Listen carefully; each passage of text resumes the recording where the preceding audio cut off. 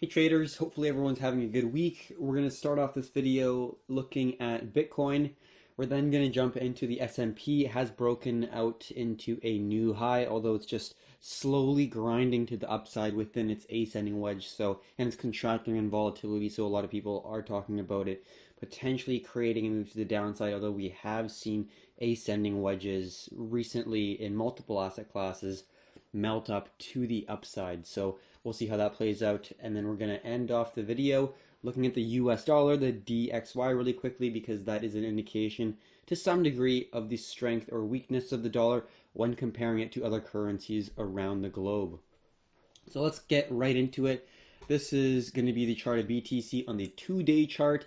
Wanted to illustrate how strong of a bullish engulfing candle we see here from the the 2 days of June 6th into June 8th. We see a massive bullish engulfing candle, lots of wicks to the downside, not a lot of wicks to the upside, indicating lots of buy pressure, picking up the price and creating a series of higher lows. Not absolutely perfect. We got a little bit of a worry there when we broke that ascending zone, but we still created a higher low from this initial low that was set on May 19th, which we talked about that being kind of the massive puke or the capitulation phase within a market. We've seen capitulation phases in the past where there is extremely high RVol, or relative volume, compared to the previous or recent trading range or time frame. So then that signifies a major capitulation event, especially when you are still able to have that capitulation event higher than the previous previous low. Really good to see, although that was a little bit of a worry of a head and shoulders. I think we're out of it now. What we're looking for at this point is I do think there's going to be slight consolidation before we actually start to trend to the upside towards that 100K range. I don't think we're going to immediately just carry up over the 70K range. I think there's going to be some hesitation in and around the, let's say, 50K range, and there's going to be some couple pieces of confluence in terms of the horizontal zone and descending zone. First one's going to be around the level of around 48, 49. The next one's going to be the descending zone that's connected by the lower highs right here. Still yet to be validated because we do need that third final touch in order to validate that descending zone there. So when we are looking at that level, we see a major level of both horizontal level of significance and descending level of significance. We can also look, when we're looking at a smaller time frame, the actual size of this symmetrical triangle does line up in terms of the geometry for a target with that level of resistance. So in my personal opinion, we're seeing some consolidation, which is totally fine. I think the overall direction is going to be moving to the upside. I think there's going to be some consolidation kind of towards that 51, let's say 50 to 52K range, but I think that the bottom is in. We are, in my opinion, not going below 30K.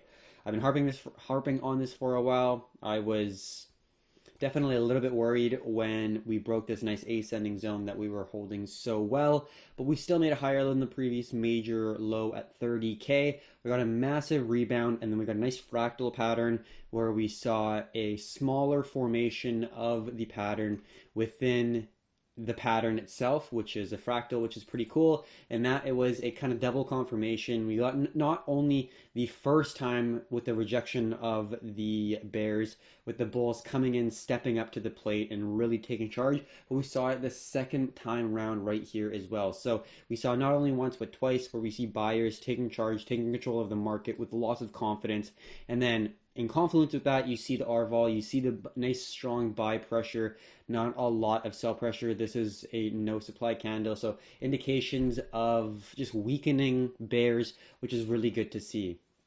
That's my view on the BTC chart. I think there's going to be some slight consolidation, but we are not going to go below 30K. That was the break that we were looking for to then start forming our second major wave, second push to the upside. It's not going to be as significant as the first one, but I think we're going to be looking at this potential move to the upside for a short little while here. People are going to get excited. People are talking about 100K. It's going to consolidate, in my opinion, for a little while. I just don't think it's just ready yet. I think we could see a slight push from BTC, which is going to be fantastic. And talking about slight, it's still going to be like, let's say 20% or something. So in terms of market cap, in terms of overall Bullishness, I think it's going to be great, but I think it will be somewhat short-lived compared to what we've seen since, let's say, October all the way up until kind of early spring when we started really grinding up. So I think in the long term, this is setting up absolutely beautifully. We've been talking about this symmetrical triangle and this hold of that higher low really since the move to the downside. We said it was healthy for a correction. Yes, it's been a long time, but in a bull run, you got to have patience. If you can't hold during this small period, you shouldn't be able to get the rewards of being able to hold through this entire period from September all the way until we hit that over 60 plus range right around here. So I think from where we've come, it is a very, very small price to pay. So we're going to be looking at the S&P next. Hopefully that's a good indication of kind of what we've been seeing. We've been really explaining the same thesis over and over again. We haven't really changed our viewpoint too much, and it has been working out really well so far in this overall bull run, to be completely honest. So overall, we are not really going to change anything that isn't broken. I think there's still a lot of momentum yet to come for this overall cryptocurrency bull run that we are currently seeing in 2021. So let's move on to a different chart here. Not really going to look at Bitcoin dominance, not a whole lot of movement since our previous video on that one. So this is going to be the S&P 500. We can see that the previous high was on May 9th of this year. We just broke it recently, breaking on the 14th, I guess, is when we initially broke yesterday. And we had a little bit of a pullback here. We can, if we are taking a look at a larger time frame, see a very large contraction, and the pullback actually gives you a pretty big wick on the 2-day chart. So it would be good to see BTC rise to our possible area where we're looking to have our resistance. We see the S&P kind of just consolidate a little bit longer, and then once we see the S&P pull back, we'll ideally see BTC pull back as well. The US dollar currency index rise a little bit, and then have the setup for our nice strong fall for the dollar, which would be a rise in the S&P, Bitcoin, Ethereum, basically most of your favorite alts. So we'll take a look at this, but from the 2-day standpoint, the S&P does not look very healthy. And from the weekly, we see a big candle here, but we don't really see a break. And even on the weekly, we see massive contractions in volatility. Although on the weekly chart, yes, you see a big wick here, but you have 2 days left on the weekly candle, and you have massive wicks to the downside from May 17th, May 10th area. So we do have lots of buy pressure around the 41 to 41.50 range for the S&P 500. So if it does pull back, I think there's going to be a lot of buy pressure holding that zone, holding that area. But that is something to kind of keep an eye on for the S&P, which is a really good indicator for overall risk sentiment for the market, in my opinion. So in the short term, it does look like it is potentially holding, but we'll have to see for tomorrow. If we're looking on a very small time frame here, it has held the previous high. A little bit of a wick to the downside. Let's go to a 1 hour chart, really the smallest time frame we'll look at. And you still see higher lows, which is fantastic to see. Strong push to the upside, pullback validating the previous key level of resistance there. We had a little bit of confusion where we were breaking above, breaking below, but we had that major, strong, impulsive push to create that strong new higher high. And this is a higher low holding that previous low. So it's going to be a little bit of noise within this zone, but it still looks like it's holding this major ascending wedge formation. So then if we're looking for a potential push, you could really see it come all the way up to that next high there. You have a little inner resistance within that zone, which you can connect right there. But overall, it does look like we are potentially still setting up for some risk on sentiment or risk on overall environment, which is definitely not a bad thing for BTC and probably your favorite alt. So that's going to be the video for today. Actually, we're going to end it off with a quick talk on the DXY here. Can't forget that, but it's going to be very short and sweet. If you want a large, broader look at the DXY, we do look at it often, but please check the previous video. We go a lot more in depth when we're looking at the 2-day and weekly. This 89 range is a major level of support, which has really stood the test of time for that double top formation to possibly complete, which would really, really create a lot of momentum to the downside, in my opinion. So major level, it's basically like a cliff, this 89 range for the DXY. And what we're seeing for this current price action is we are seeing a potential ascending wedge. Now you could draw it where this is the wedge right here, where if we take this off, I'm potentially expecting a little bit of a larger wedge, but if you're looking for a very, very tight contraction and you're expecting some more sell pressure to come in, for the DXY, I'm not really looking for a sell-off for Bitcoin or let's say the S&P or anything. This would really be the chart that that person would probably be drawing right here, where you're getting a very tight contraction. See a previous level of support turn into resistance, and you see the highs are less aggressive than the lows that are both ascending.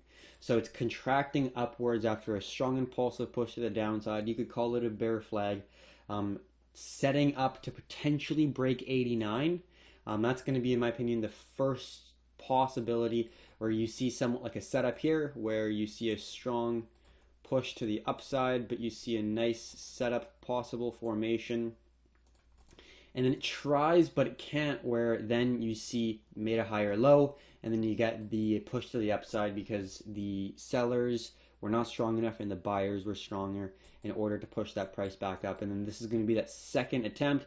If it does fail, if it does hold that 89 zone, we could be looking at a potential double top or double bottom, which would be a pretty devastating thing, because if we get major strength in the DXY and the US dollar, that most likely is going to meaning that Bitcoin, most risk on assets like stocks, the NASDAQ, your favorite alt will all be not doing so hot. Sometimes there are situations where the US dollar is doing well and those assets are doing well, but for the most part, if you're looking at a larger picture, they are pretty negatively correlated. So we're currently setting up right now, I think, for the overall market. There's still a little bit of hesitation before we start to get that next strong push of whichever way we're going on, depending on what chart we're talking about. But I think in the overall macro view, I think this is setting up to move to the downside, which means that the S&P, Bitcoin, your favorite alt, will be probably continuing to push